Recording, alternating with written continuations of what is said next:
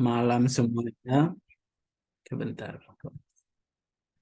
Selamat malam semuanya. Semoga dalam keadaan sehat semua dan hari ini bisa berdiskusi terkait UKOM khususnya keperawatan medikal bedah dengan baik. Jadi pada malam hari ini saya dipercaya oleh Pak Heri atau Nurse Heri untuk berdiskusi dengan teman-teman terkait bagaimana menjawab. Mungkin nanti akan berbagi juga bagaimana trik dan tips untuk mengerjakan soal UKOM khususnya keperawatan medikal bedah untuk D3 keperawatan. Jadi sebenarnya saya di tempatnya Mas Heri itu udah lama ya untuk mentoring UKOM. Ya, mungkin salah satu yang sudah lama juga di uh, mentoring UKOM yang sama Pak Heri. Jadi mungkin teman-teman nanti saat kita berdiskusi silakan tanyakan apa yang mungkin belum dipahami, silakan aktif. Jadi di sini teman-teman kita belajar bersama. Jadi tidak kayak di kampus atau mungkin di kelas saya sebagai dosennya, teman-teman sebagai mahasiswa, tapi di sini kita hanya berdiskusi saja. Jadi mungkin saat nanti saya menyampaikan terkait soal dan penjelasan terkait materi yang ada di bimbingan nanti, jika ada keliru silakan disampaikan, jika ada masukan silakan disampaikan. Jadi di sini kita sama-sama belajar, saya juga belajar, teman-teman juga belajar.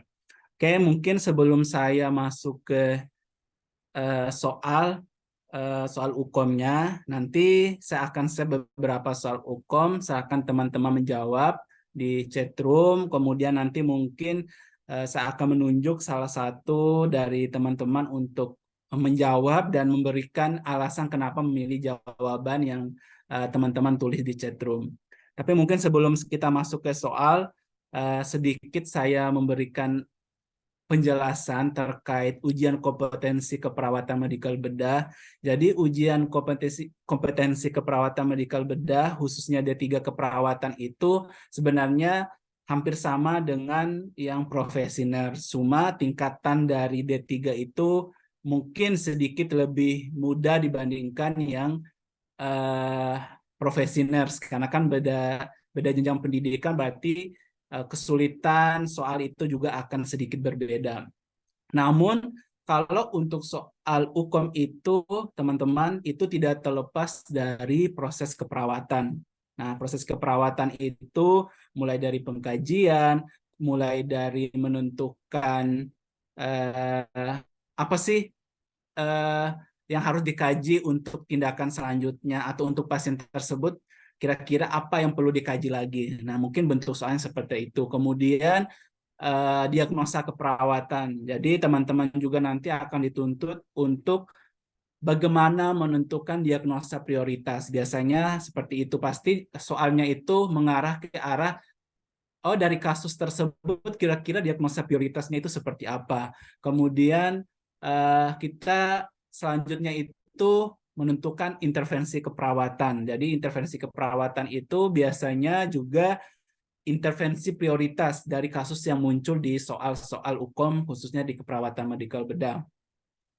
Kemudian implementasi keperawatan. Nah, untuk D3 itu untuk implementasi itu lebih banyak ke tindakan. Nah, kalau di implementasi atau tindakan keperawatan bedanya D3 sama profesi nurse. Biasanya kalau D3 itu lebih banyak menganalisa apa sih tindakan selanjutnya, apa tindakan yang perlu dilakukan ke pasien tersebut. Nah, kalau untuk profesi nurse itu biasanya dia lebih ke menganalisa apa tindakan-tindakan dari kasus-kasus yang muncul pada soal UKOM-nya.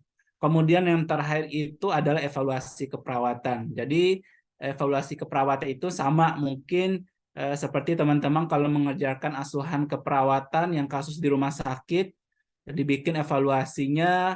Nah, evaluasi di sini lebih ke mengarah ke oh setelah dilakukan tindakan A, kira-kira apa data yang muncul untuk mengevaluasi keberhasilan dari tindakan tersebut. Nah, kurang lebih seperti itu soal evaluasi keperawatan. Jadi untuk UKOM itu tidak tidak terlepas dari proses keperawatan, dari pengkajian, diagnosa, intervensi, kemudian implementasi atau tindakan keperawatan dan evaluasi keperawatan. Jadi teman-teman silakan belajar terkait 5 hal tersebut. Jadi tidak jauh-jauh dari situ. Kalau teman-teman sudah, ya nggak mungkin bisa menguasai semuanya, tapi kalau kalau teman-teman mampu memahami porsinya lebih besar, insya Allah nanti untuk mengerjakan soal UKOM itu akan lebih gampang dan insya Allah bisa lulus dan bisa kompeten. Oke, mungkin saya langsung share saja soal yang kita akan diskusikan pada malam hari ini.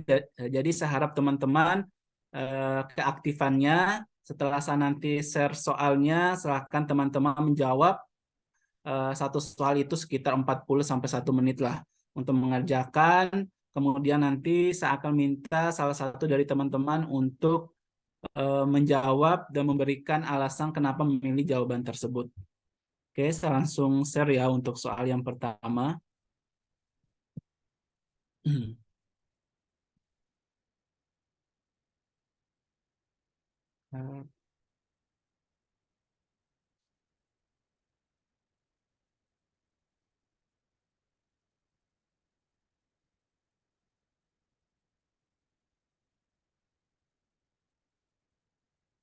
Bentar ya. Stopwatch. Oke, kita langsung mulai saja untuk soal yang pertama.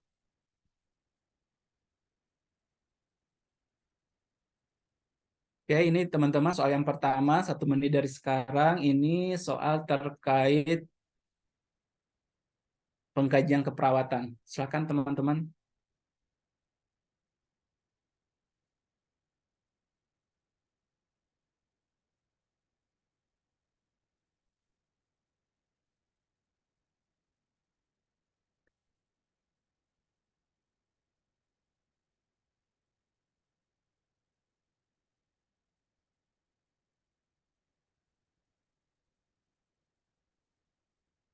Silakan ditulis di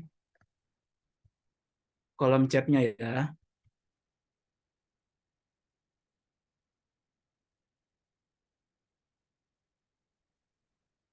Oke, ini belum ada yang jawab. Udah hampir 50 detik, udah hampir 1 menit.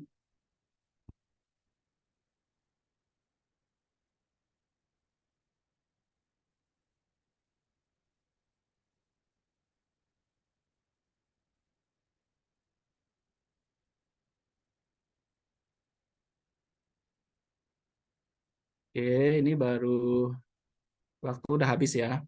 Ini malahan lebih dari 1 menit. Oke, ini udah ada beberapa yang jawab.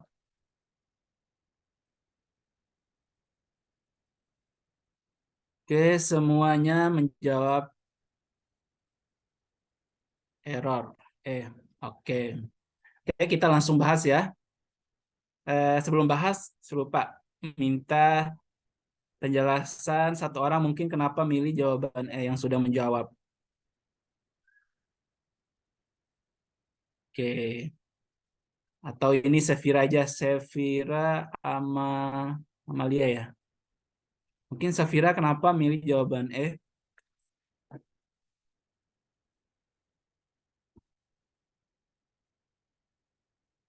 Ayo, Sevira. Izin menjawab, Pak. Oke, silakan. Kalau kalau dari saya, karena saya fokus sama diagnosa medisnya, PPOK, terus sama dilakukan pemeriksaan inspeksi dada, terlihat penipisan massa otot, sama dari frekuensi nafasnya 28 kali per menit. Jadi saya jawab karena dilihat dari inspeksi prioritasnya, saya pikir itu jawabannya inspeksi gerakan dada saat inspirasi maupun ekspirasi, Pak. Oke. Oke, karena semua jawab kita coba bahas ya terkait soal.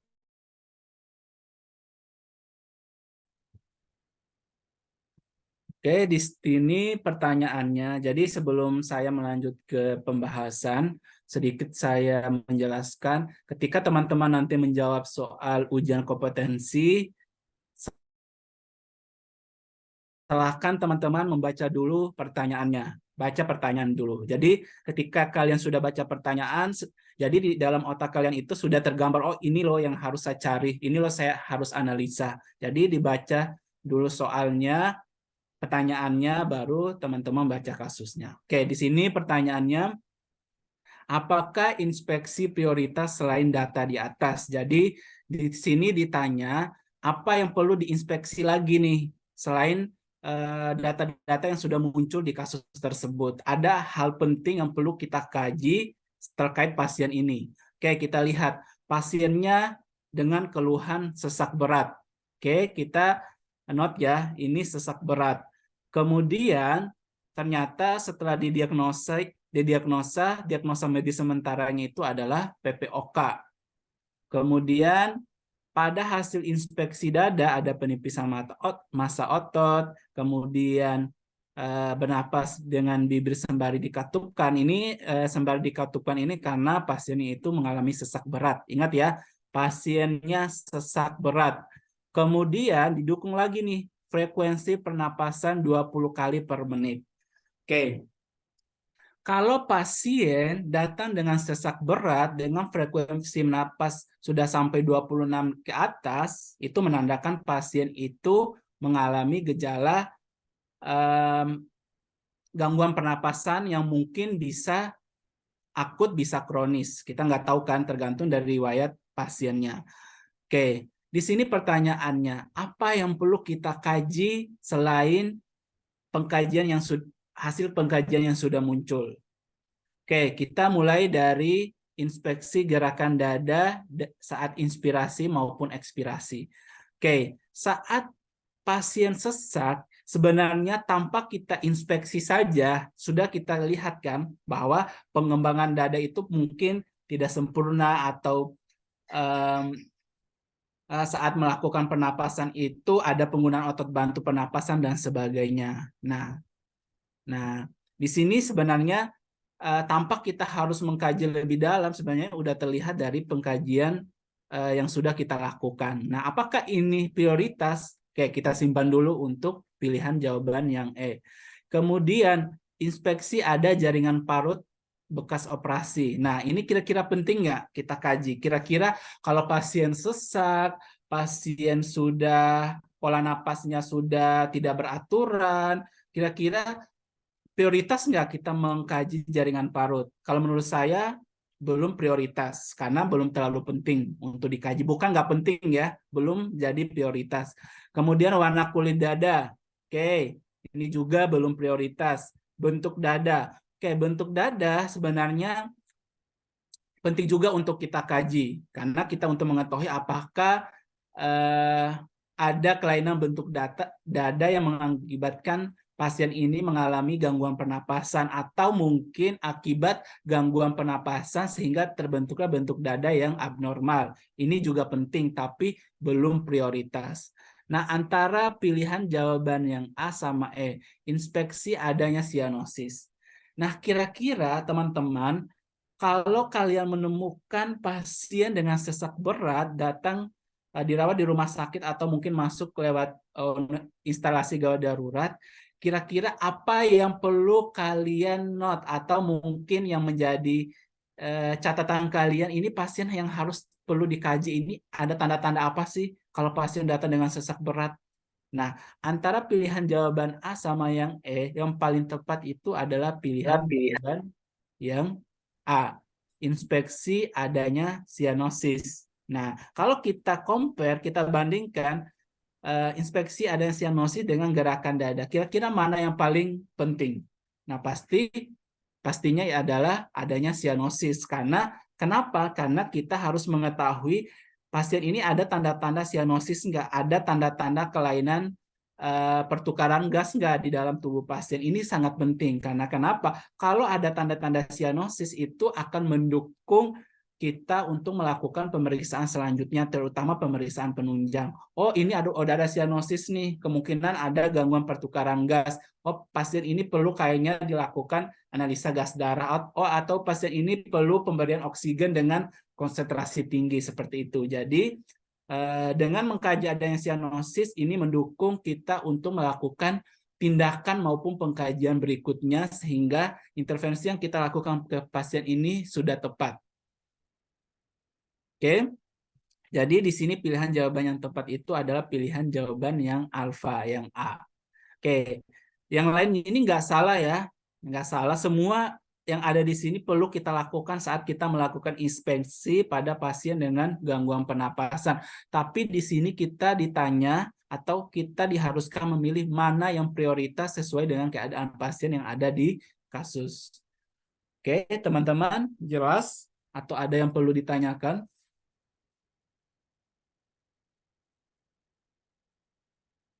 Oke, teman-teman, apa jelas? Apa ada yang mau ditanyakan terlebih dahulu sebelum kita pindah ke soal berikutnya? Oke, jelas ya? Jelas, Pak. Jelas. Kalau jelas kita pindah ke soal yang kedua. Oke, silakan aktif ya.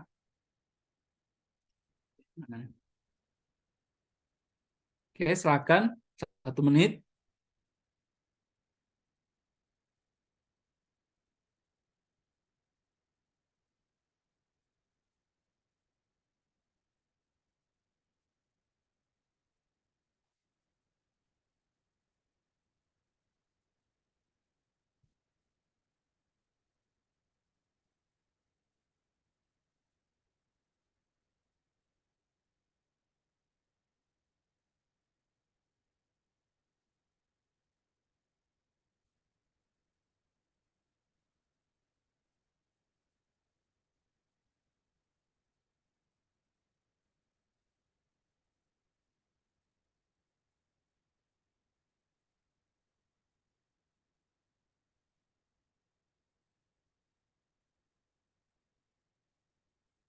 Oke, waktu sudah habis. Ada yang mau mencoba menjawab? Kenapa memilih jawaban yang sudah ditulis di chat room-nya? Oke, ini Tiara. Ayo Tiara Septi. Ayo Tiara, kenapa milih jawaban B?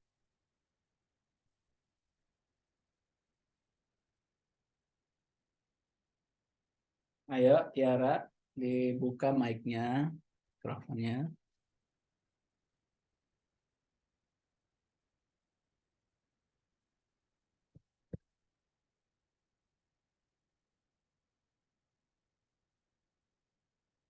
Oke, Tiara, apa suara saya terdengar?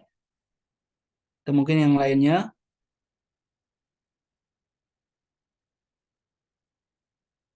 Ayo, Izin ayo menjawab. aktif. Silakan, Sabrina, siapa tadi? Iya, Pak, saya izin menjawab. Oke, silakan. Saya memilih jawabannya B itu Iya. karena kan di situ dari hasil dilakukan pemeriksaan otot ekstremitas kanannya tidak mampu mengangkat lengan namun masih bisa menggerakkannya. Kan kalau misalkan satu kan itu tidak bisa digerakkan, terus kalau dua itu masih bisa digerakkan, terus tapi dia nggak bisa ngangkat. Jadi saya jawabnya yang B2, Pak.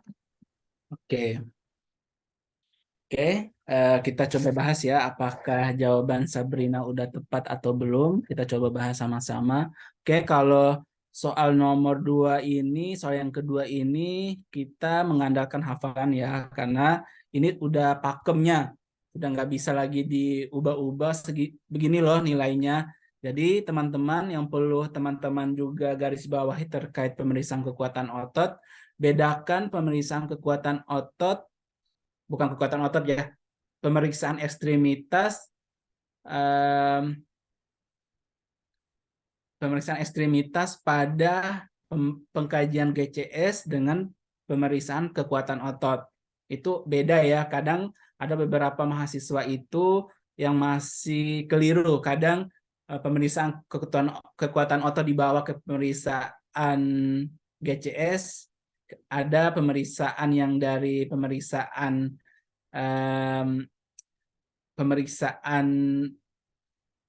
yang dari GCS itu dibawa ke pemeriksaan kekuatan otot. Jadi jangan sampai ketukar.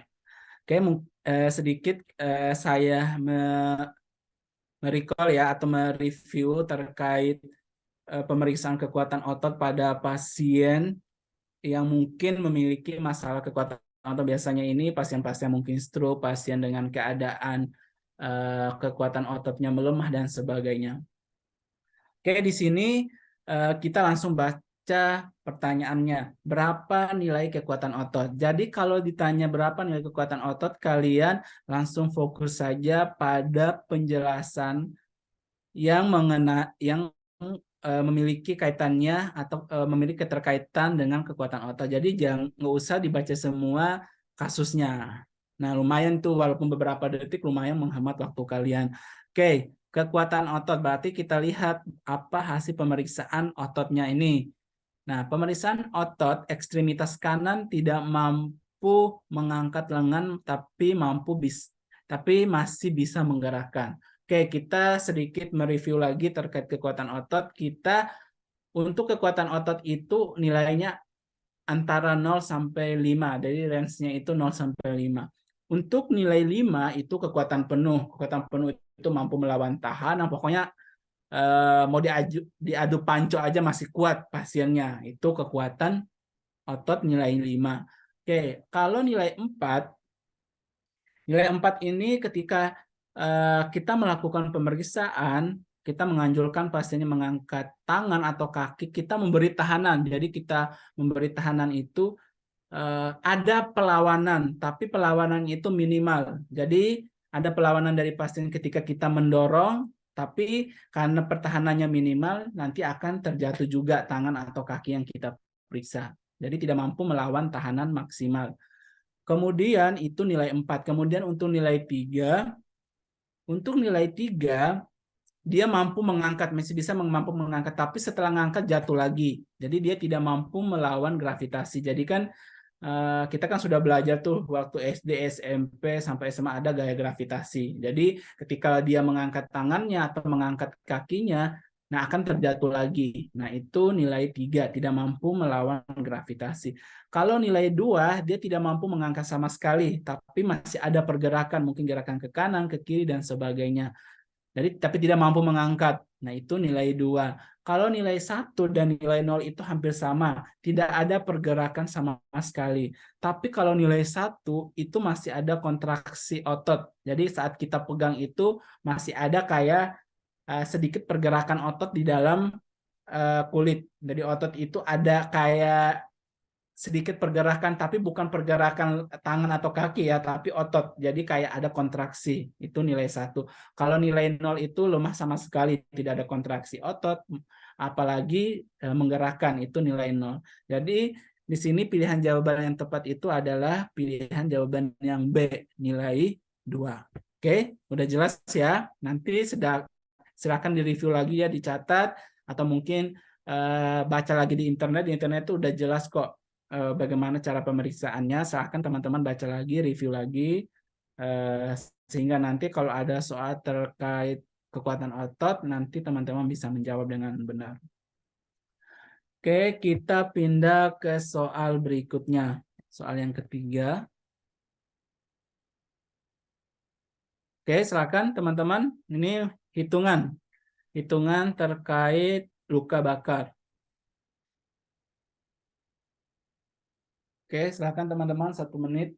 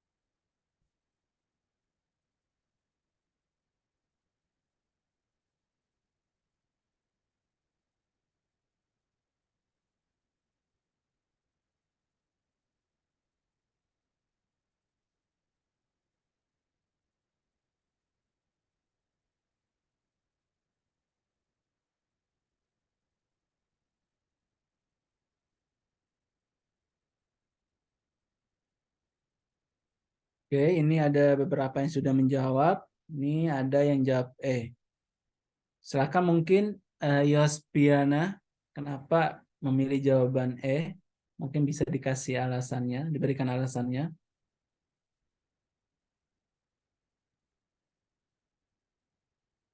Ayo, Iya, Yospiana. Nggak iya usah Pak, takut salah. izin Silahkan. iya izin jawab Pak, maaf kalau salah. Nggak apa-apa. Soalnya kan ini Hmm. kiri dan luka bakarnya itu sebelah kiri dan kanan di tangan. Terus dadanya juga beserta perutnya, terus sampai ke alat vital juga. Jadi kalau menurut saya itu dia sangat luas. Jadi saya ambil yang jawaban paling besar, Pak. Oke, sangat Maaf ya, luas. Pak. Oke. Iya, makasih, Pak. Oke. Oke, kita ini ya, kita coba bahas sama-sama terkait perhitungan luas luka bakar. Di sini kita lihat terdapat luka bakar pada tangan sebelah kiri dan kanan, dada serta perut sampai alat vital pasien atau klien. Oke. Jadi ini kembali lagi kita ini ya, kita coba kalau ada kasus seperti ini, jadi teman-teman bukan bahas ya, hitung per bagian-bagian. Pertama, tangan sebelah kiri, berarti kita anggap saja ini tangan karena nggak ada penjelasan tangan lengannya kah atau apakah bukan kelopak tangannya kah, jarinya kah yang terbakar. Nah, ini cuma ditulis tangan sebelah kiri. Jadi teman-teman, untuk tangan itu nilainya 9. Tangan nilainya 9. Karena dia kiri dan kanan berarti nilainya 18. Berarti udah ada 18 nih. Tangan sebelah kiri dan kanan 18. Oke. Kemudian dada serta perut. Kalau dada saja itu nilainya 9. Oke. Kalau perut nilainya 9. Berarti udah ada 9, 9, dada 9, perut 9. Berarti 9 kali 4, 27. Nah, 9 kali 4 kan udah 27 nih, ditambah alat vital. Kalau alat vital itu nilainya 1%, berarti 27 ditambah 1 itu nilainya 28. Jadi jawaban yang tepat itu adalah yang C. Jadi jangan keliru ya. Silakan nanti dilihat lagi untuk catatan luka bakar pada pasien dewasa maupun anak-anak itu agak beda ya. Jadi dibaca lagi. Dibaca lagi. Intinya di sini jawaban yang tepat itu adalah 28%. Ingat ya, tangan kanan 9, tangan kiri 9, dada itu 9, perut 9, alat vital itu 1. Oke. Bapak, mohon maaf, Pak. Tadi kan kata Bapak kalau misalkan tangan kanan dan kiri 9, terus berarti kalau tangan kanan dan kiri 18, terus Iya. dadanya juga 9. Oh iya. Kalau perutnya 9, berarti Oh, 18 juga dong, Pak. oh iya. Oke, berarti Ya, saya salah 18 hitung. tambah Oke. 18 berarti 36 dong, Pak, 36. ya. Kemudian kalau alat genitalnya 1 berarti dia 37 dong, Pak. Oke. Oke, Bener betul. nggak sih, Pak? Mohon Benar. maaf, Pak. Ya, Sorry. ya. Nggak apa-apa. Nah, berarti saya hitung. Kiri 9 ya. 9 tambah 9, 18. Dada kan 9. 9 tambah 9, Iya, Pak. 18. 18 tambah 18, 36 tambah 36. eh, klien atau pasien 1 berarti 37. Oke. Oke, Iya, Pak. bagus ya. Ini eh, berarti ada teman-teman ini eh, bisa menganalisa dengan baik. Walaupun tadi saya sudah bilang 28, ternyata ada penjelasan lagi. Oh, ternyata ada salah hitung. Oke, betul. Tadi pilihan jawaban yang tepatnya itu yang 37%. Karena kiri 9, kanan 9, dada 9, perut 9 ditambah dengan alat vital 1. Jadi totalnya 37%. Oke, jelas? Bisa pindah ke soal berikutnya. Bisa, Bapak. Oke, ini udah ya kita satu soal lagi. Oke, silakan teman-teman. 1 menit dari sekarang.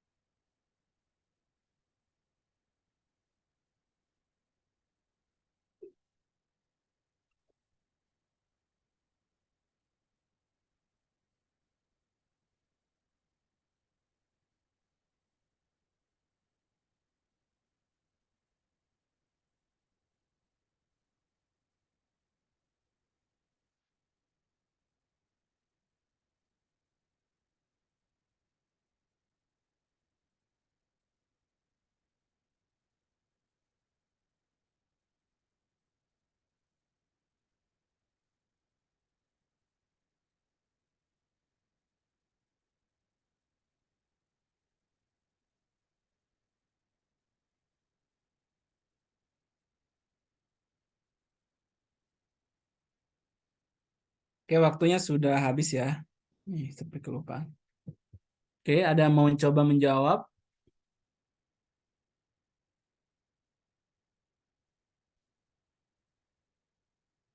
Ayo, ada.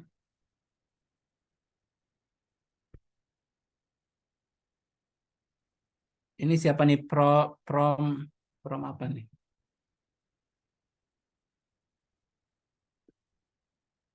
Ayo, Promega. Siapa ini?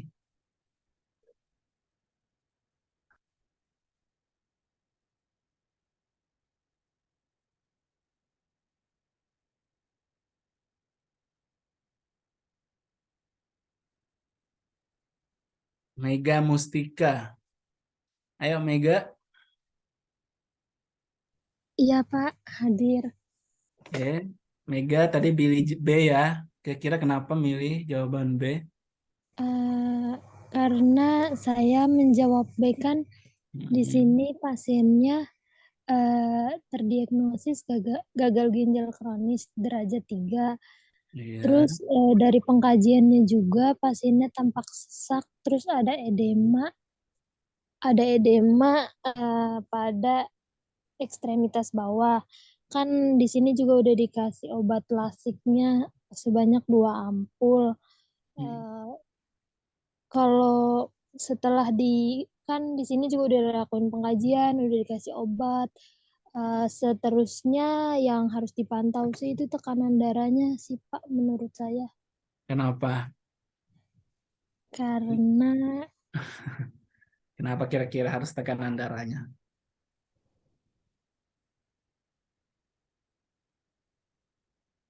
Oke, kita coba bahas sama-sama ya. Ini mungkin memang jawabannya udah benar, tapi memilih alasan kenapa milih tekanan darah itu masih kurang lah penjelasannya seperti itu. Oke, pasien dengan gagal ginjal diberi suntikan lasik. Nah, lasik kan untuk mengurangi cairan yang ada di dalam tubuh. Oke, di sini teman-teman harus tahu efek samping dari lasik itu sendiri. Nah, lasik itu fungsinya untuk mengeluarkan cairan berlebihan di dalam tubuh. Ketika cairan keluar berlebihan di dalam tubuh, apa yang dipengaruhi?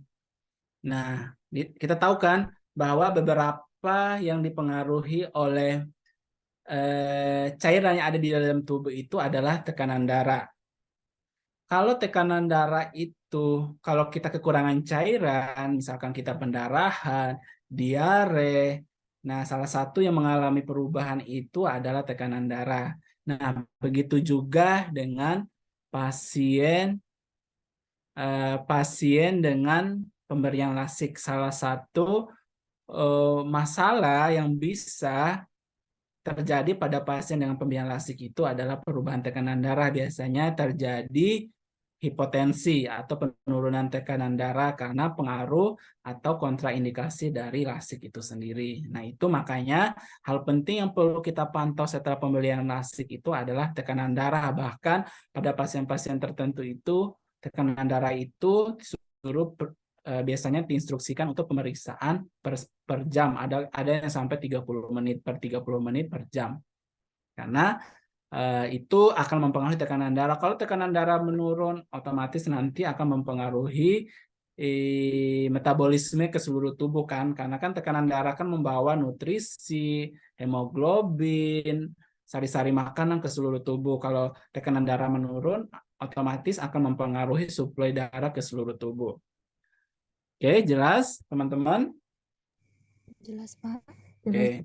Oke, untuk soal pengkajian mungkin sampai sini saja, walaupun ada beberapa lagi nih soal, tapi kita pindah lagi ke soal diagnosa. Oke, sebelum saya pindah ke soal terkait diagnosa keperawatan, mungkin ini teman-teman bisa foto ya, walaupun ini nggak saya menjamin bisa masuk ya terkait pengkajian ini, tapi ini ada beberapa catatan saya yang kemungkinan akan dimasukkan ke dalam soal pengkajian keperawatan pada D3 keperawatan. Jadi teman-teman bisa nanti belajar terkait bagaimana pengkajiannya secara komprehensif, PQRST-nya bagaimana cara pemeriksaan bisa jadi.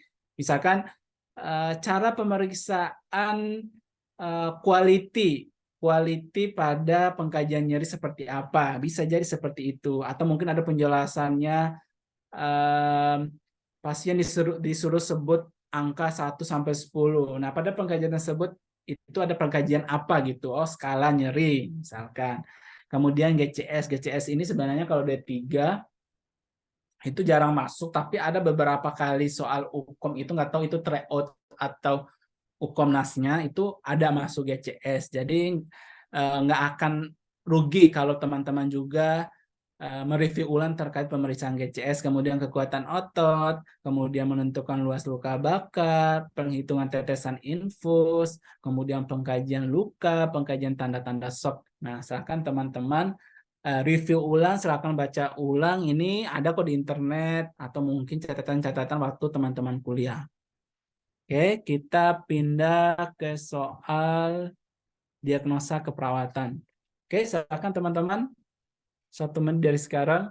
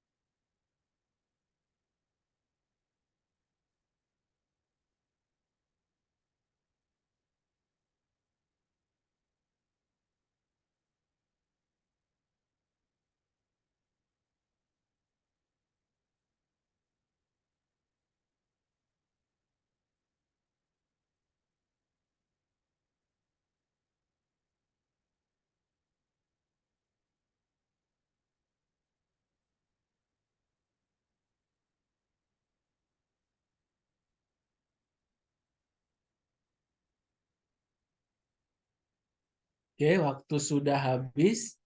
Silakan ada mau mencoba menjawab. Ini tadi siapa yang jawab pertama? Nur Hayati. Ayo, Nur Hayati, kira-kira kenapa memilih jawaban A? Iya, Bapak izin menjawab. Oke, silakan. Kenapa pilih A, hipovolemia? Karena dari pengkajiannya, pasiennya itu mengalami fraktur terbuka. Terus pada pengkajiannya tekanan darahnya 90/60 dengan nadi 110 kali per menit. Terus suhunya 37,8, respirasi 22, adanya ditekan dan terjadi perdarahan masif. Urin outputnya kurang dari 2 cc per kilogram BB per jam. Bibir klien tampak kering dan tubuh kulit jelek dan susah untuk bergerak. Kenapa ngambil A? Karena itu masih terjadi perdarahan masifnya, terus urin outputnya juga kurang dari 2 cc per kilogram, terus terjadi peningkatan nadi atau frekuensi nadinya yang meningkat, terus bibir pasien tampak kering dan tubuh kulitnya jelek, Pak. Itu aja, Oke. Pak. Oke, jadi jawabannya tepat ya. Penjelasan juga sudah sangat bagus. Kenapa memilih hipovolemia?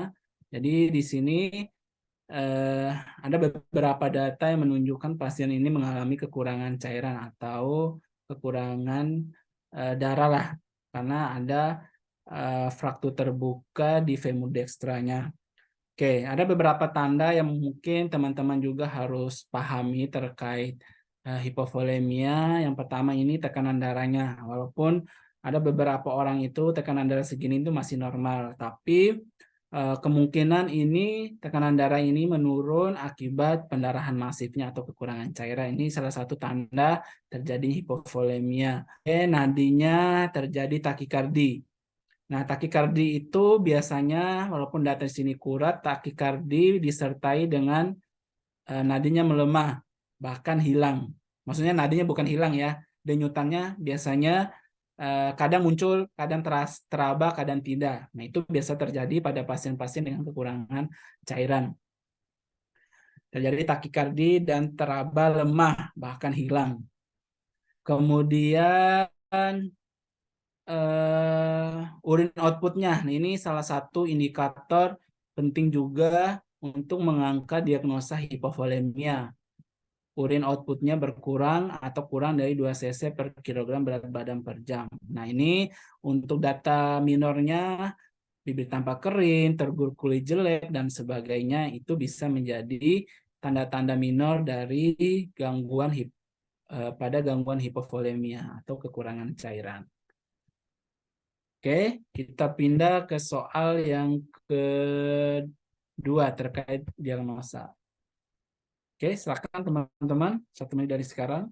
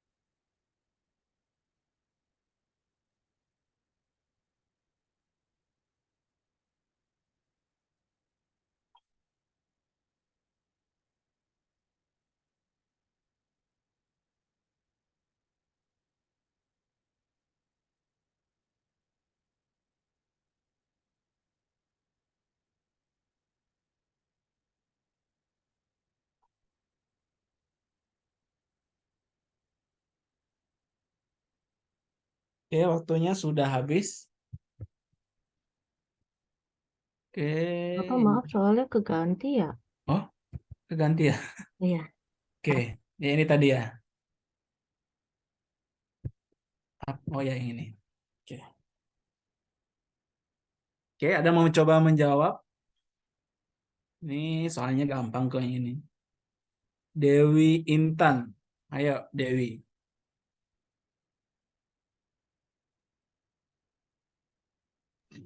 Iya, Pak. Oke, ayo Dewi Intan. Kenapa milih jawaban Dewi Intan? Silahkan.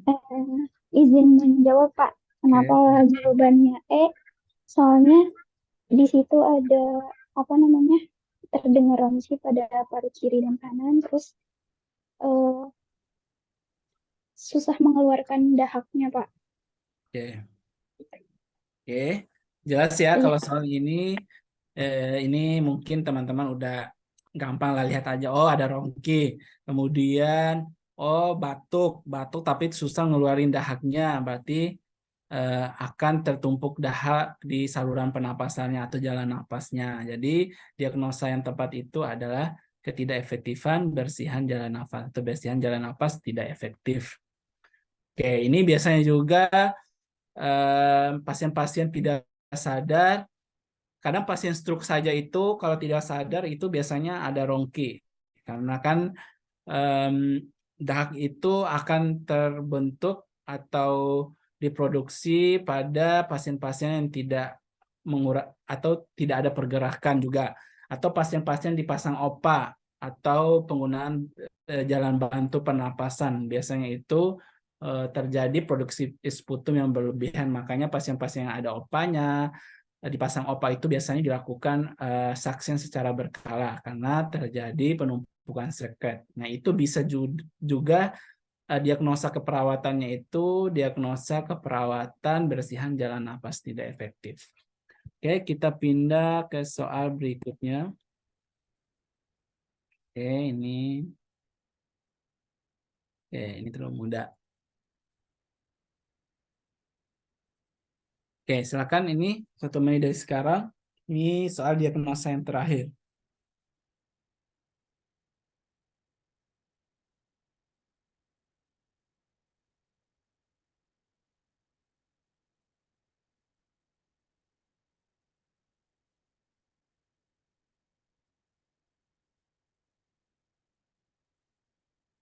Ini juga kalau diagnosa ini nggak terlalu susah lah.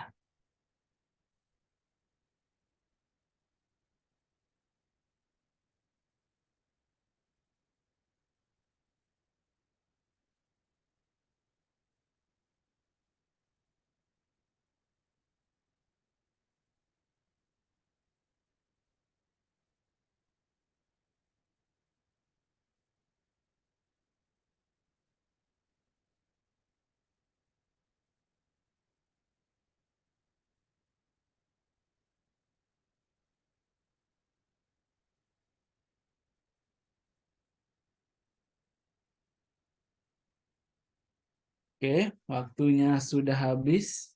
Ada yang mau mencoba menjawab? Nih, Debbie Febriani. Ayo, Debbie. Iya Bapak, Oke, silakan. izin jawab ya Pak. Oke.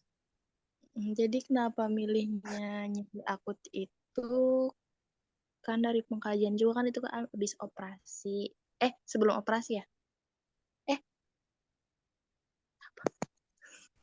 Post op ini kalau nggak salah. Pas op. Pasca, Iya. pasca gitu kan sama dengan post. Oh gitu. Iya. Iya. Terus kan pasiennya kan yang pertama dikeluhin itu kan nyeri ya Pak ya pada luka bekas operasinya itu. Dan skala itu kan 7 itu kan udah termasuk kayak yang enggak nyeri biasa gitu ya Pak ya. Kayak nyerinya udah tergolong kayak sakit banget gitu. Nah, terus gelisah juga. Terus kan itu tampak sakit bergerak itu kan karena nyerinya juga ya, Pak ya. Jadi saya milih nyeri akut gitu, Pak. Oke. Oke, kita coba bahas ya. Apakah nyeri akut ini masalah keperawatan prioritas pada kasus ini? Oke. Di sini dijelaskan pasien pasca op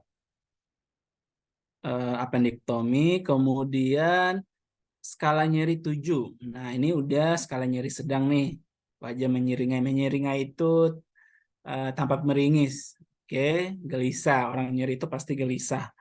Kemudian takut untuk bergerak. Ya, bisa jadi takut bergerak ini karena sakitnya. Kemudian pasien tampak ngantuk, mual muntah, nafsu makan berkurang. Oke. Di sini ditanya masalah keperawatannya. Jadi berdasarkan analisa pada kasus ini, pilihan jawaban yang tepat itu nyeri akut. Nyeri akut karena di sini nyerinya itu sudah mengganggu aktivitas.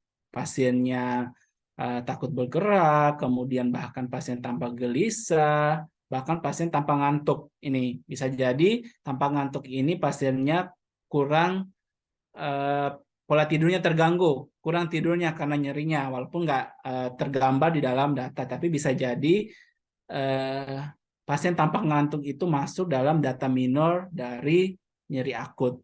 Kemudian beberapa data yang lain itu adalah data pendukung. Oke, nyeri akut ini pilihan jawaban yang tepat. Oke, mungkin sedikit saya bahas terkait kenapa kita nggak memilih misalkan gangguan pola tidur. Oke, gangguan pola tidur ini bisa karena masalah keperawatan sekunder. Kenapa saya katakan sekunder?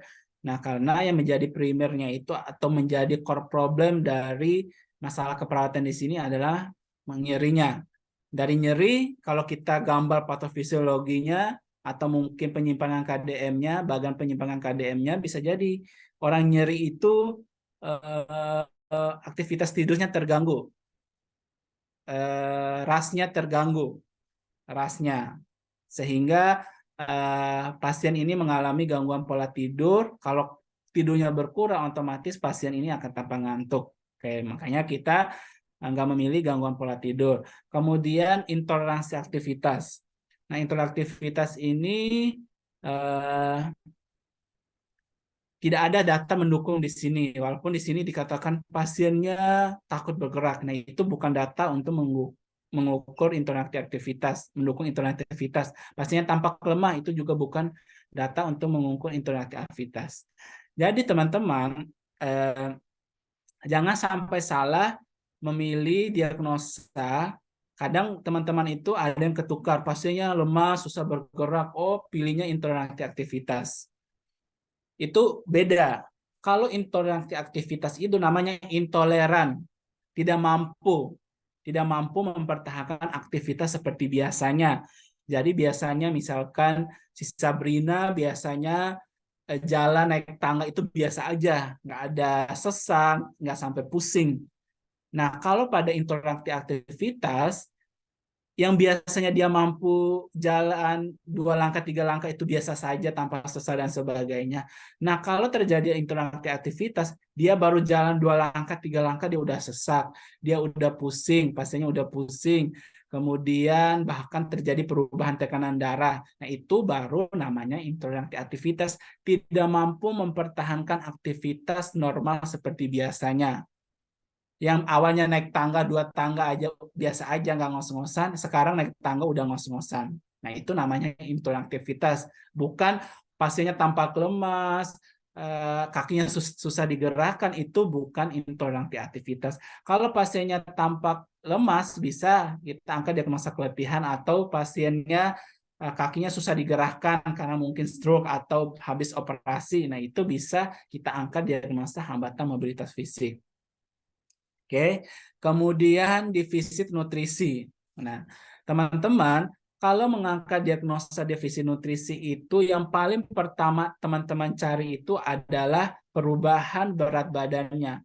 Pasien yang mengalami defisit nutrisi biasanya terjadi penurunan berat badan 10% dari berat badan normal. Misalkan normalnya itu pasien harusnya 70 kilo, tapi dia berat badannya turun sampai 50 kilo, otomatis itu lebih dari 10%. Nah, itu baru kita bisa mengangkat diagnosa defisit nutrisi, bisa didukung oleh mungkin nilai albuminnya, kemudian nilai hemoglobinnya, atau pasiennya mengeluh anoreksia, mual muntah, dan sebagainya. Itu baru kita bisa mengangkat diagnosa defisit nutrisi.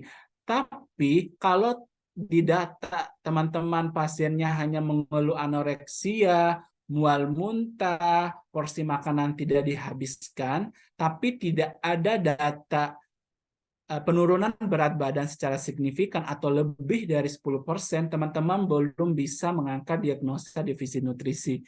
Diagnosa apa yang diangkat? Diagnosa resiko defisit nutrisi.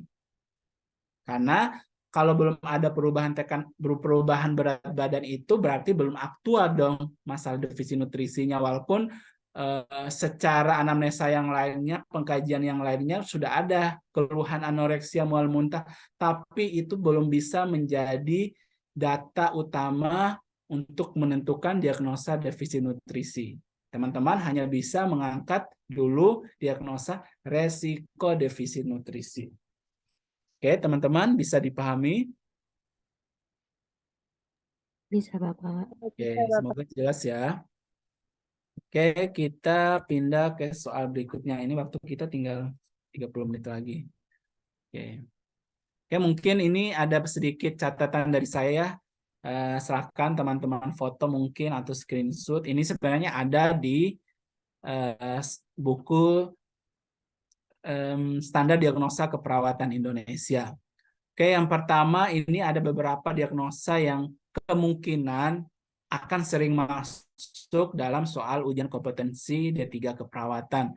Oke, kalau untuk domain respirasi itu biasanya bersihan jalan napas. Ini beberapa data-data yang harus muncul ketika teman-teman mau mengangkat diagnosa bersihan jalan napas. Yang pertama, batuk tidak efektif atau tidak mampu batuk. Jadi dia tidak mampu mengeluarkan dahaknya. Bisa didukung oleh sputum yang berlebihan atau ada wheezing maupun rongki. Kemudian pola napas tidak efektif. Ini bedanya bersihan jalan napas tidak efektif dengan pola napas ya. Kalau pada pola napas tidak ada tanda-tanda adanya sputum atau pasiennya itu tidak mampu mengeluarkan dahak. Pokoknya tidak ada dahaknya. Tapi ada masalah pernapasan seperti takipnu, bradipnu, ada kusmaul, ada hiperventilasi, didukung oleh penggunaan otot bantu pernapasan atau fase ekspirasi maupun inspirasi yang memanjang. Kemudian gangguan pertukaran gas. Nah, ini yang teman-teman juga harus tahu. Pasiennya sesak berat dan sebagainya. Nah, teman-teman langsung mengangkat, oh ini gangguan pertukaran gas nih. Teman-teman harus ingat, gangguan pertukaran gas bisa kalian angkat sebagai diagnosa keperawatan kalau ada hasil analisa gas darahnya. Ingat ya, catatan. Harus ada analisa gas darah baru bisa mengangkat gangguan pertukaran gas. Itu pun hasil analisa gas darahnya itu harus abnormal. Apa saja yang harus abnormal hasil analisa gas darah? Yang pertama, PCO2-nya bisa meningkat, bisa menurun. Kemudian PO2-nya menurun, kemudian pH arterinya meningkat atau menurun. Nah, biasanya kalau pH arteri ini itu didapatkan dari hasil analisa gas darah, pemeriksaan gas darah. Biasanya itu diambil darah arterinya untuk diperiksa.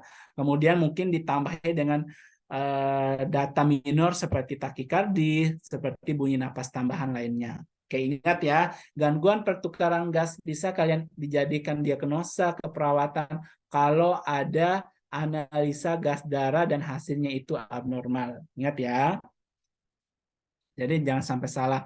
Kemudian gangguan ventilasi spontan ini juga kadang masuk, kadang enggak. Tapi kalau gangguan ventilasi spontan itu biasanya itu terjadi pada pasien-pasien yang bisa kita angkat diagnosa ini kalau pasien itu terpasang ventilator, karena di sini harus muncul volume tidalnya menurun, saturasinya menurun. Kalau pada pasien yang tidak terpasang ventilator itu biasanya volume tidalnya itu tidak kita ketahui kecuali kita ukur. Biasanya itu kalau pasien dengan penggunaan ventilator atau terpasang ventilator biasanya itu muncul volume tidalnya. Jadi kita bisa menentukan apakah volume tidalnya ini normal, meningkat atau menurun. Oke. Kemudian ini untuk sirkulasi ya, ada perfusi perifer tidak efektif, ada penurunan curah jantung, dan gangguan sirkulasi spontan. Silahkan di screenshot saja. Kemudian ini untuk masalah nutrisi dan cairan, silahkan baca terkait defisit nutrisi, diagnosa diare, hipervolemia, dan ketidakstabilan kadar gula darah. Kalau ketidakstabilan kadar gula darah itu ada hipoglikemia, ada hiperglikemia. Oke, silahkan teman-teman kita lanjut ke masalah atau soal terkait intervensi keperawatan.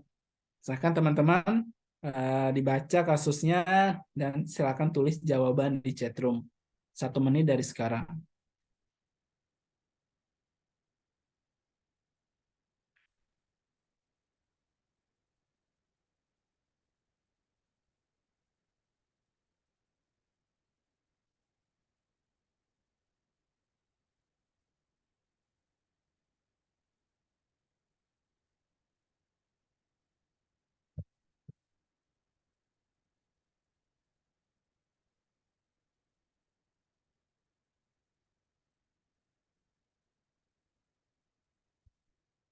Oke, ayo yang lainnya.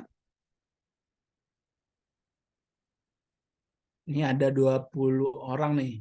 Seharusnya banyak nih yang menjawab. Ini perasaan yang jawab ini aja nih, Yospiana, Mega. Ayo yang lainnya juga silakan menulis jawaban. Sabrina, Dewi Intan. Ayo yang lainnya. Ayo jangan takut salah, nggak apa-apa salah. Kalau semakin banyak salah, semakin banyak yang harus kita pelajari. Daripada nanti salah, waktu mengerjakan lebih baik kita salah sekarang dulu. Oke, waktu habis. Ada yang mau mencoba menjawab?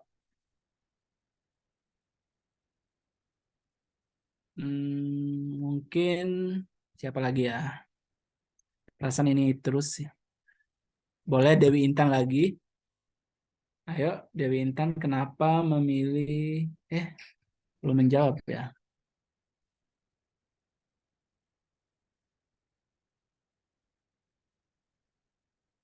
Mega aja lah. Silakan Mega. Silakan kenapa milih jawaban B, Mega?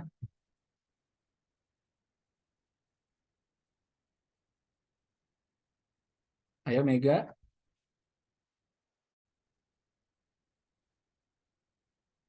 Mana Mega nih?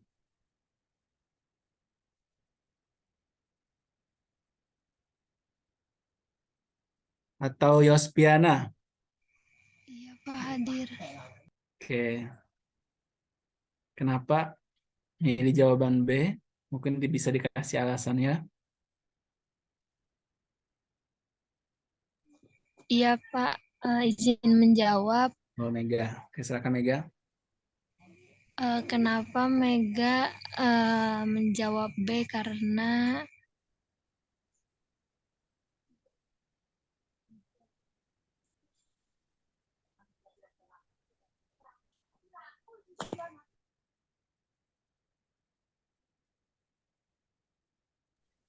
Karena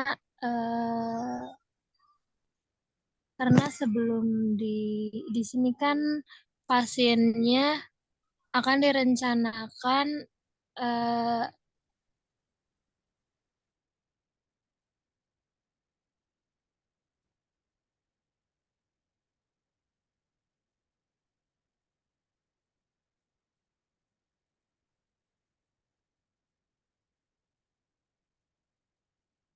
tanpahannya. Di sini juga wajah pasiennya tampak bingung dan pasiennya sering bertanya-tanya tentang pembedahannya. Di sini kita sebagai perawat tuh kalau menurut Mega kita harus memberikan penjelasan mengenai prosedur pembedahan agar pasiennya tuh yakin sebelum dilakukan pembedahan atau dilakukan tindakan. Eh, Oke. Iya Pak, makanya ngambil jawabannya B itu karena sebelum dilakukan tindakan kita harus menjelaskan terlebih dahulu prosedurnya. Oke. Oke, kita coba bahas sama-sama ya. Oke. Di sini intervensi yang tepat untuk masalah keperawatan di atas. Kayak apa sih masalah yang dialami oleh pasien di kasus ini?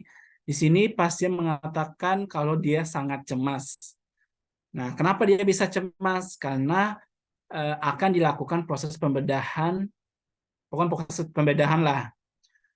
Wajah kalian tampak bingung dan pasien atau klien sering bertanya tentang pembedahan yang akan dilakukan. Kayak orang sering-sering bertanya, berarti apa yang terjadi pada pasien ini? Mungkin pasiennya ini masih mengalami defisit pengetahuan atau kurang pengetahuan.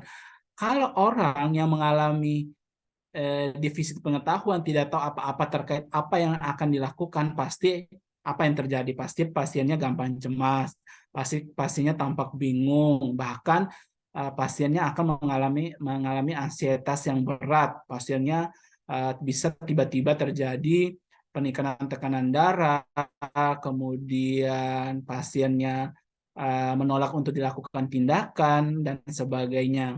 Nah, apa yang perlu kita lakukan pada pasien dengan masalah defisit pengetahuan seperti ini? Yang kita harus lakukan berarti kita harus melakukan edukasi. Edukasi terkait apa? Edukasi terkait prosedur pembedahan yang akan dilakukan. Beda mungkin kalau di dalam kasusnya pasien tampak cemas, dan tidak bisa tidur karena besok akan dilakukan pembedahan yang kedua kalinya. Nah, itu beda lagi kasusnya. Oh, kalau pembedahan kedua kali, ketiga kali, otomatis dokter atau perawat itu sudah melakukan penjelasan terkait pembedahannya. Oh, kenapa nih bisa pasien cemas? Oh, bisa jadi mungkin dia takut ke depannya setelah pembedahan dia mengalami kecacatan atau bahkan kematian. Nah, apa yang perlu dilakukan perawat? Jangan menjelaskan ulang, tapi bagaimana cara mengurangi ansietasnya.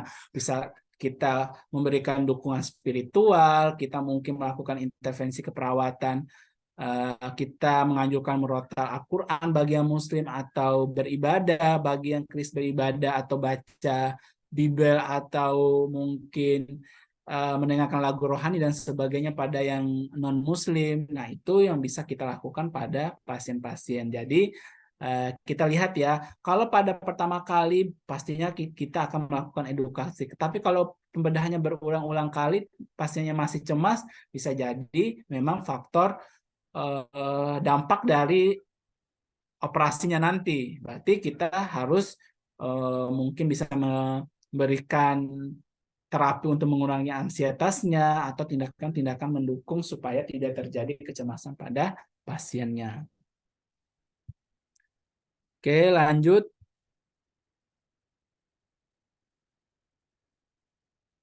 Silakan teman-teman. 1 menit dari sekarang, silakan menjawab.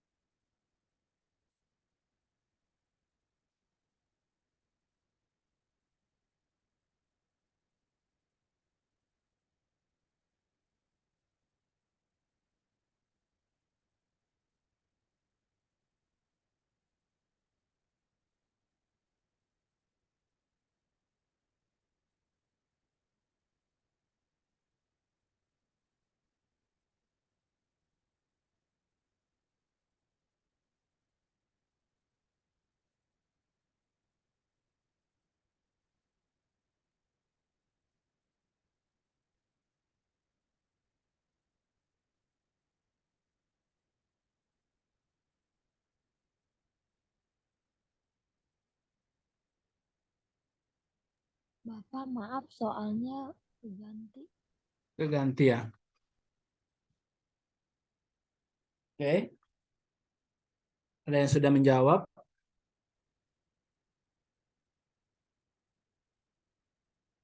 Oke. Waktu udah habis ya, ini udah hampir 1,5 menit. Oke, silakan Yospiana. Kira-kira apa alasannya memilih jawaban yang B? Iya, Bapak. Itu karena saya izin jawab karena dia kan luka bakar ya, Pak ya. Iya. Terus tekanan darahnya juga menurun itu 90/50. Terus nadinya itu cepat dan dia juga lemah. Terus bibirnya itu ada tampak kering, Pak. Oke. Berarti ini menandakan pasiennya apa? Ya, Pak, kekurangan takutnya kekurangan cairan gitu, Pak. Cairan. Atau bisa Iya, jadi pasien mengalami diagnosa keperawatan apa kalau seperti ini? itu gangguan keseimbangan cairan Cairan dan atau hipovolemia. anemia. Oke. Oke, betul ya jawabannya yang B. Jadi kalau pasien ditemukan ada tanda-tanda kekurangan cairan, otomatis yang kita lakukan adalah melakukan pemberian cairan. Nah, lakukan dehidrasi cairan sesuai dengan kebutuhan pasien. Apalagi di kasus ini pasien luka bakar. Luka bakar itu kalau pas kalian menemukan pasien luka bakar datang ke IGD, yang perlu kalian lakukan pertama itu bukan merawat luka, bukan apalagi namanya membersihkan luka dan sebagainya. Pertama kalian lakukan itu selain kalian mengukur luas luka bakarnya, setelah mengukur luas luka bakar itu yang perlu kalian lakukan itu adalah rehidrasi cairan atau pemberian cairan. Jadi langsung pasang infus, langsung berikan cairan sesuai dengan kebutuhan pasiennya. Jangan sibuk perawat luka dan sebagainya. Tapi nanti tetap perawat luka dan sebagainya. Tapi yang perlu prioritaskan itu adalah pemberian cairan. Karena ada beberapa kasus itu pasien luka bakar bisa terjadi terlambat dibawa ke rumah sakit karena mungkin jarak rumah dan rumah fasilitas kesehatannya itu jauh atau penanganan di rumah sakitnya yang telat, pasien awalnya masuk dengan luka bakar. Nah, setelah perawatan pasien itu didiagnosa mengalami gagal ginjal akut. Karena apa? Karena terlambat penanganan pemberian cairan. Jadi cairan itu akan mengakibatkan gangguan sirkulasi di dalam darah, salah satunya ke ginjal. Kalau ginjal itu terlambat mendapat suplai darah, akan terjadi kerusakan yang mengakibatkan gagal ginjal akut. Oke. Oke, kita pindah ke soal berikutnya.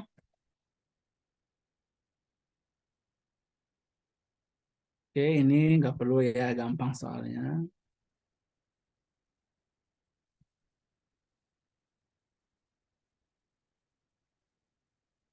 Bentar. Oh, ada masalah ketahuan. Mana? Oke. Silakan, teman-teman. 1 menit dari sekarang.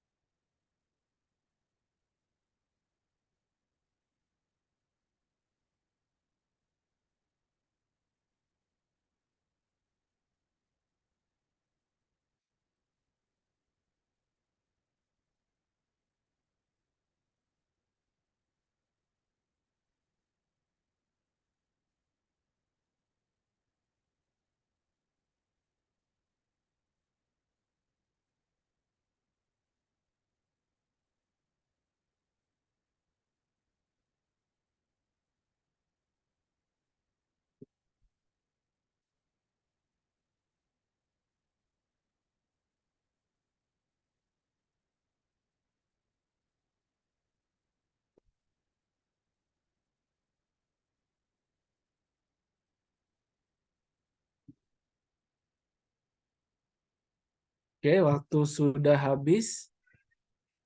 Silakan.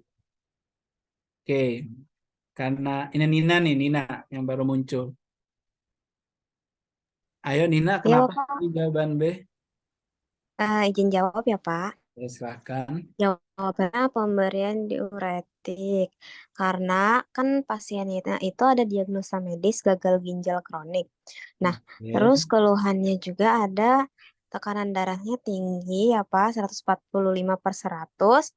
Terus pasien juga ada edema ya, Pak.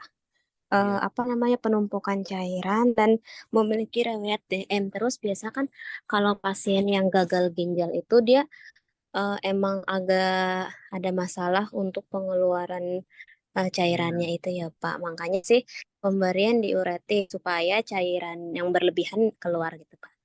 Oke. Oke. Oke, jawabannya tepat ya. Penjelasan juga sangat bagus.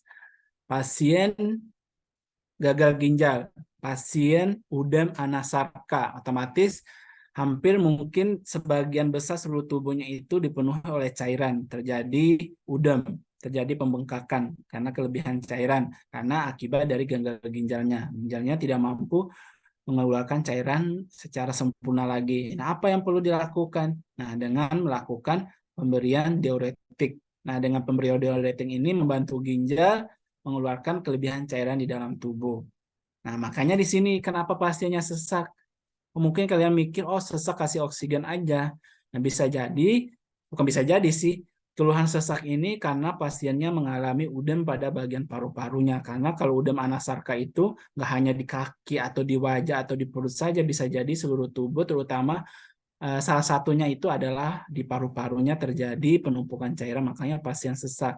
Kalau pasien sesak, karena ada penumpukan cairan di dalam parunya itu, percuma juga kita kasih oksigen. Mungkin awal-awal pasien akan mengeluh sesaknya berkurang, tapi eh, seiring terjadinya waktu, mungkin pergerakan, posisi, dan sebagainya, pasien akan sesak lagi karena cairan itu tetap ada. Nggak mungkin cairan itu tiba-tiba berkurang atau hilang dengan pemberian oksigen. Nah, cara mengurangi cairan di dalam tubuh itu yaitu dengan pemberian diuretik.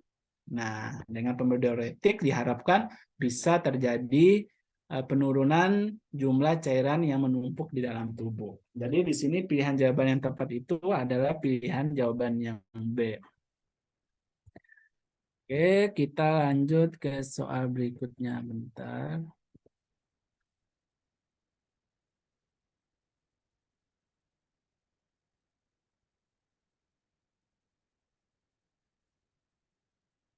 Oke, silakan teman-teman. 1 menit dari sekarang.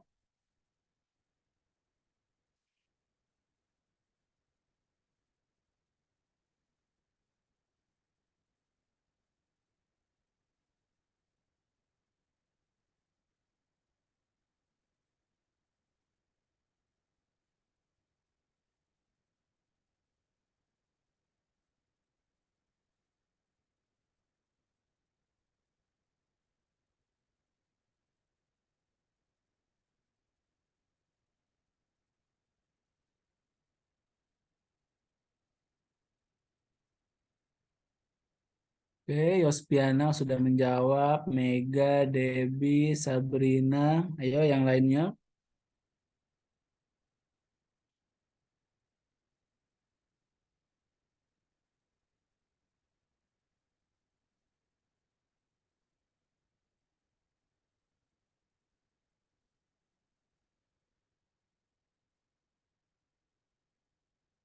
Nur Hayati juga sudah.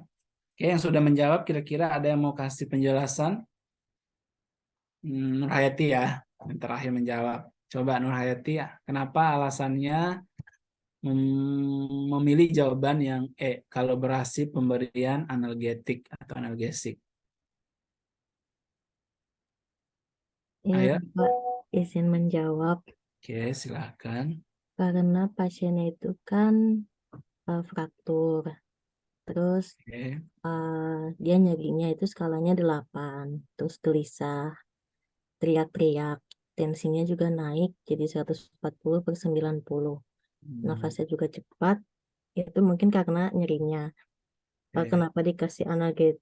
analgesik itu untuk mengurangi nyerinya, karena kalau cuman dikasih kayak relaksasi napas dalam itu untuk skala nyeri 8 kayaknya apa kurang ada efeknya gitu. Jadi kalau misalnya dikasih analgesik kemungkinan nyerinya akan berkurang, Pak. Itu aja, Oke. Pak. Oke, jawabannya benar ya. Kalau berhasil pemberian analgetik dan penjelasannya juga sangat bagus. Kenapa harus dikasih analgetik atau analgesik? Ya, skala nyerinya 8. Nggak mungkin kita dengan skala nyeri 8, ibu ayo tarik nafas dalam, hembuskan, bisa-bisa ditampol sama ibunya. Kalau skala nyeri 8 begini, cuma disuruh relaksasi nafas dalam. Jadi, teman-teman, kita juga harus bisa menganalisa ya. Oh, kata dosen saya harus mengembangkan, harus memprioritaskan tindakan keperawatan, tapi kita juga lihat keadaan pasiennya. Nggak mungkin juga pasiennya udah skala nyeri berat, kita menyuruh pasiennya, ayo Bu relaksasi napas dalam. Tapi relaksasi napas dalam itu bisa kita ajarkan atau kita anjurkan ke pasien itu setelah pemberian analgetik. Jadi sebagai supporting. Jadi sebagai pendukung pemberian analgetik, tapi bukan intervensi tunggal. Karena nggak bakal mempan juga kalau hanya relaksasi napas dalam, tapi harus kolaborasi juga pemberian analgetik. Oke, udah jelas ya.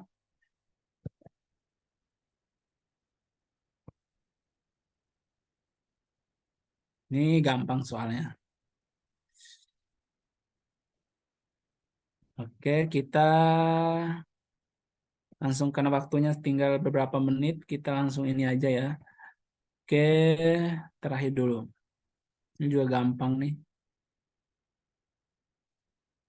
Kita langsung ke ini ya, evaluasi keperawatan.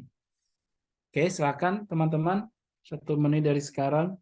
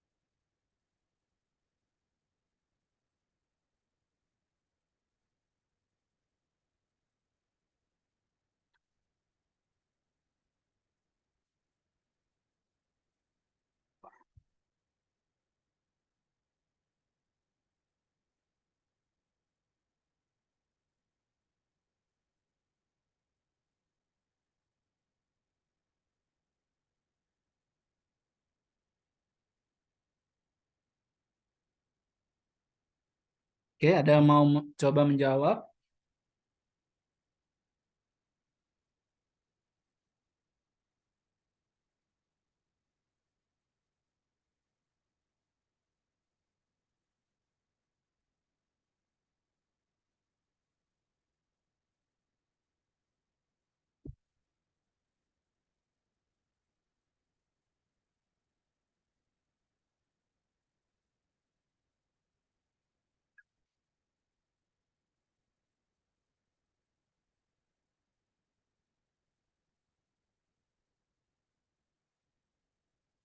Ayo, siapa lagi ya? Nina, ayo Nina. Nina Imelda. Iya Bapak izin jawab. Nina. Untuk pertanyaannya kan apa parameter yang akan dipakai perawat untuk mengevaluasi keberhasilan dari tindakannya. Di kasusnya kan pasiennya itu masuk ruang bedah dengan luka bakar mayor 35%. Nah, pasien ini udah diberikan tindakan resusitasi penggantian cairan dengan infus Ringer Lacta 35 tetes. Nah, evaluasinya urin outputnya meningkat karena kan pasien luka bakar itu apalagi luka bakarnya mayor, kekurangan cairan, terus dikasih tindakan juga pemberian cairan infus. Oke. Jadi kalau cara mengevaluasi, oh ini berhasil nih pemberian cairannya. Nah, dengan melakukan pemeriksaan atau melihat urin output. Oke. Jadi di sini tindakan keperawatan atau tindakan kolaborasinya di sini adalah pemberian cairan. Oke, apa tujuan pemberian cairan? Oke, untuk mengganti cairan yang hilang akibat luka bakar tersebut. Nah, gimana caranya kalau kita tahu bagaimana kita mengevaluasi kalau pemberian cairan yang kita berikan itu sudah maksimal atau memiliki efek positif terhadap pasiennya? Nah, dengan melihat urin outputnya. Walaupun setelah pemberian cairan pasti nanti pasiennya tekanan darahnya mulai stabil, kemudian nadinya mulai normal, kemudian tanda-tanda dehidrasi atau kekurangan cairannya itu juga akan mulai berkurang. Tapi yang paling objektif dalam menilai keberhasilan dari pemberian cairan atau evaluasi pemberian cairan itu dengan melihat urin outputnya. Urin outputnya akan semakin bertambah seiring bertambahnya jumlah cairan yang akan diberikan. Kalau tidak bertambah jumlah urin outputnya atau bahkan urin outputnya itu tetap stabil atau mungkin nggak ada sama sekali, bisa terjadi resusitasi pemberian cairan yang kita berikan itu belum maksimal. Bisa koreksi lagi apakah terlalu sedikit atau mungkin kita bisa kaji lagi apakah ada masalah yang lain yang dialami oleh si pasien tersebut. Oke, kita lanjut lagi satu soal lagi ya. Karena ini waktunya sudah mulai habis. Nah, ini soal yang terakhir. Oke, silakan teman-teman 1 menit dari sekarang.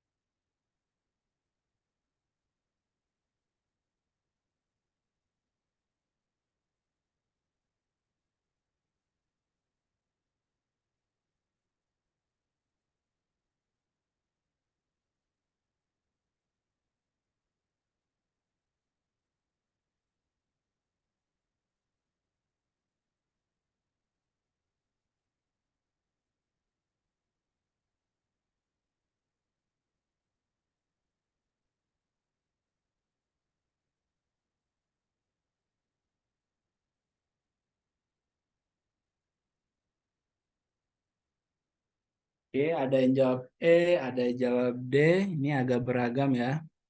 Oke, kita langsung bahas saja ya, karena mengingat waktunya sudah hampir habis, sudah lewat malahan. Oke, di sini pertanyaannya apa respon utama yang dievaluasi pada kasus tersebut?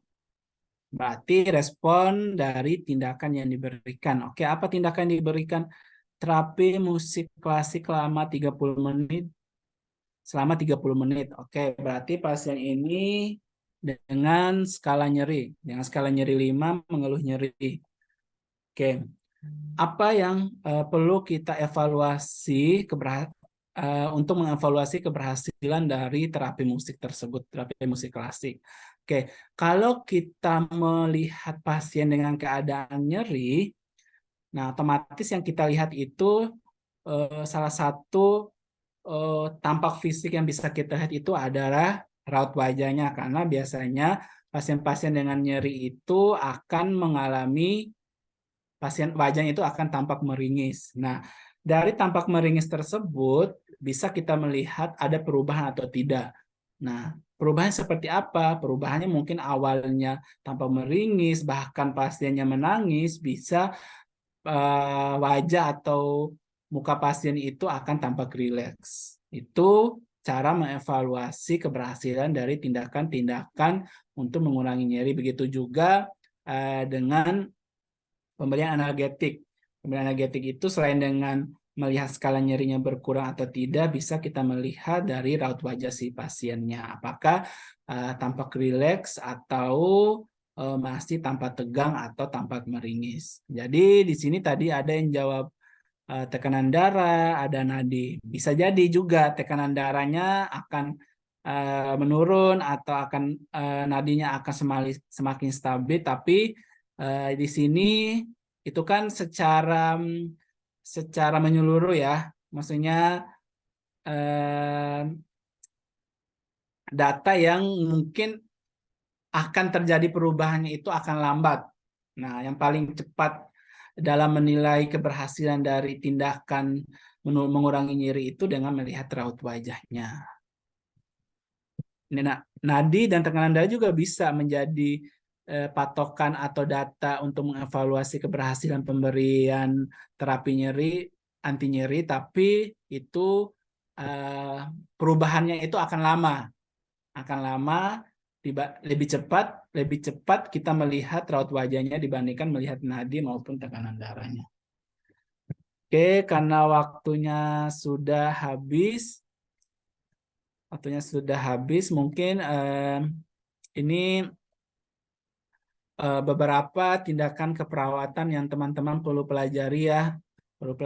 Silahkan direview ulang. Ini di bagian respirasi ada batu efektif dan teman-temannya, sirkulasi, nutrisi dan cairan, eliminasi, aktivitas dan istirahat, nyeri dan kenyamanan. Oke, silakan teman-teman screenshot, silakan teman-teman baca lagi, silakan direview lagi. Ini ada beberapa referensi. Kalau dari beberapa referensi ini sebenarnya udah cukup teman-teman pelajari, karena walaupun sebenarnya semakin banyak referensi yang teman-teman baca, semakin bagus juga. Tapi kalau teman-teman mungkin kalau terlalu banyak referensi atau terlalu banyak buku akan semakin pusing. Nah, saya sarankan untuk belajar beberapa buku ini yang dari PPNI ya. Ini standar diagnosa, bagaimana intervensi dan sebagai luaran dan sebagainya. Ini kalau teman-teman mau belajar terkait SPO atau SOP, standar prosedur operasi perawatan. Di sini teman-teman bisa baca terkait bagaimana langkah-langkah, karena secara teori itu langkah-langkah tindakan yang dilakukan itu harus sesuai dengan SOP atau SPO. Tidak boleh ada yang terlewatkan, tidak boleh ada yang loncat dan sebagainya. Seperti itu. Jadi teman-teman itu walaupun sebenarnya di rumah sakit dengan di pendidikan itu ada kesenjangan, ada perbedaan, kadang tiba-tiba dipasang infus tanpa harus inform konsen dan sebagainya. Tapi teman-teman, saya ingatkan lagi, di UKOM itu kasusnya itu terkait kasus-kasus di lapangan, tapi teman-teman tetap harus mengikuti kaidah yang teman-teman sudah pelajari. Kalau ada tindakan, tentu lakukan tindakan itu sesuai dengan SOP yang teman-teman sudah ditentukan baik itu oleh PPNI maupun rumah sakit itu sendiri. Jadi teman-teman belajarnya itu harus sesuai SOP ya. Misalkan tindakan apa selanjutnya, nah harus sesuai SOP tuh, jangan sesuai dengan yang kalian di rumah sakit. Kalau memang kalian pernah melihat sesuatu yang beda dengan teori yang kalian sudah dapatkan, saya sarani ikutin teori yang kalian dapatkan. Karena memang di rumah sakit itu perawat, dokter itu selalu melakukan improvisasi karena mungkin keterbatasan tenaga, keterbatasan alat, atau mungkin jumlah pasien yang terlalu banyak sehingga harus memungkinkan pasiennya perawat itu melakukan improvisasi lah istilahnya, melakukan tindakan yang mungkin di luar SOP yang sudah ada atau sudah ditentukan. Oke, mungkin dari saya sudah cukup. Semoga apa yang saya sampaikan pada malam hari ini bermanfaat untuk teman-teman. Silakan teman-teman untuk mereview kembali apa saja yang perlu teman-teman review, terutama yang saya sudah buat catatan tadi, yang sudah teman-teman screenshot. sedikit tips dan trik dari saya ketika nanti teman-teman ujian. Jangan terlalu memforsir diri untuk belajar di H-1 maupun H-2. Utamakan teman-teman itu lebih santai, lebih rileks, tapi boleh review, tapi jangan terlalu banyak. Nanti bahkan mungkin bisa jadi pusing.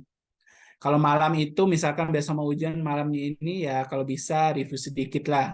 Review sedikit, lebih banyak istirahat, karena teman-teman itu akan dihadapkan dengan jumlah soal yang sangat banyak, ada yang mudah, ada yang gampang, ada yang sulit, ada yang susah-susah gampang, jadi beragam nanti soalnya. Kemudian, kalau teman-teman nanti saat ujian menemukan soal yang susah, jangan terfokus ke soal tersebut, jangan memaksakan diri, apa ya jawabannya, kalian mikir-mikir, tiba-tiba waktunya udah habis 5 menit. Tinggalkan soal yang dianggap susah. Kalau soalnya itu sudah dianggap susah, kalian tidak ada sama sekali bayangan jawabannya seperti apa, silahkan tinggalkan. Kerjakan soal yang teman-teman bisa kerjakan terlebih dahulu. Karena kalau kalian fokus ke soal yang susah, teman-teman nanti akan kehabisan waktu untuk mengerjakan soal hukumnya. Kemudian tadi juga seperti yang saya bilang tadi, utamakan membaca pertanyaan terlebih dahulu. Itu lumayan juga untuk mengurangi jumlah waktu yang kalian gunakan untuk membaca kasus-kasus yang ada. Kalau kalian sudah baca pertanyaan, otomatis kalian sudah terbayang terkait apa yang perlu kalian analisa di dalam kasus tersebut. Oke. Mungkin dari saya sudah cukup. Mohon maaf jika ada kekurangan. Semoga apa yang saya sampaikan pada malam hari ini bermanfaat untuk teman-teman, dan saya harap teman-teman nanti bisa mengerjakan soal hukumnya dengan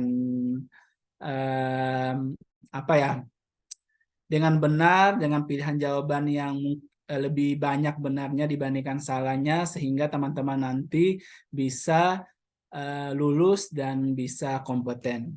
Oke, sekian dari saya. Lebih dan kurangnya mohon maaf. Wassalamualaikum warahmatullahi wabarakatuh. Waalaikumsalam warahmatullahi Terima wabarakatuh. kasih Narsumaidi. Oke, Baik, kita demikian ya Pak Heri. pertemuan pertama kita. Terima kasih banyak Narsumaidi atas waktu dan sharingnya. Izin and